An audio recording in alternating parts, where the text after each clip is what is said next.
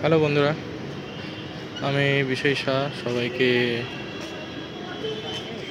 সুপ্রভাত। ঘড়ি কাটায় বাজে এখন 8টা 18। আর আমি এখন আছি ঠিক স্প্ল্যানেডের 4 রাস্তার মোড়ে। স্প্ল্যানেডের মতো, যেটা সবাই জানো, আমাদের ওয়েস্ট বেঙ্গলের অবস্থাটা কী এখন।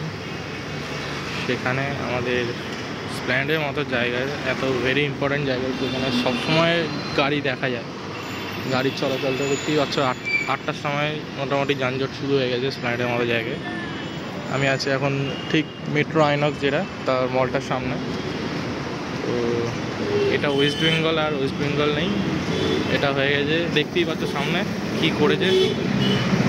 এই ব্যারিকেডগুলো এক্ষুনি দেখলাম দাঁড়িয়ে দাঁড়িয়ে, আমাদের গ্রেট সিভিক ভলেন্টিয়ার বন্ধুরা দায়িত্ব সহকারে রাস্তার মিডিল বরাবর ব্যারিকেড লাগিয়ে দিল।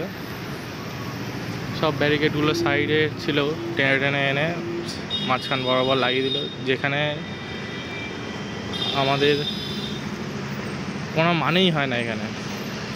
যেটা আমাদের এইখান দিয়ে শিয়ালদা থেকে বেরোচ্ছে মনালি রাস্তা, সেটা ওয়ান ওয়ে, লেফট টার্নের কোনো ইয়ে নেই সেখানে। বলতে গেলে আমি তো কোনো বুঝতে পারছি না ব্যারিকেডটা দেওয়ার কোনো মানে আছে কি না। কোনো মিনিংলেসভাবে কোনো লেফট টার্ন নেই, অথচ যাবে শুধু ডান দিকে রাইট টার্ন আছে, এটা আমাদের ইডেন গার্ডেন্সের দিকে, আর সোজা গেলে আমাদের টালিগঞ্জ সাইড।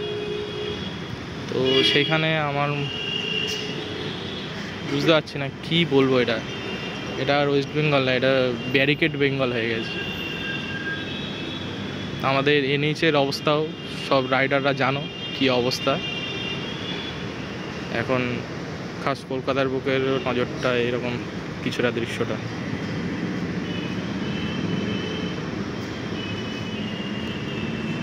তা মিডিল বরাবর নেই, ঠিক বাঁদিকে চেপে আছে, কিন্তু বাঁদিকে তো কোনো না, বাঁদিকে কোনো টার্ন আছে তখন নয় বোঝা গেল যে বাঁদিকে ঢোকার জন্য এটা দেওয়া।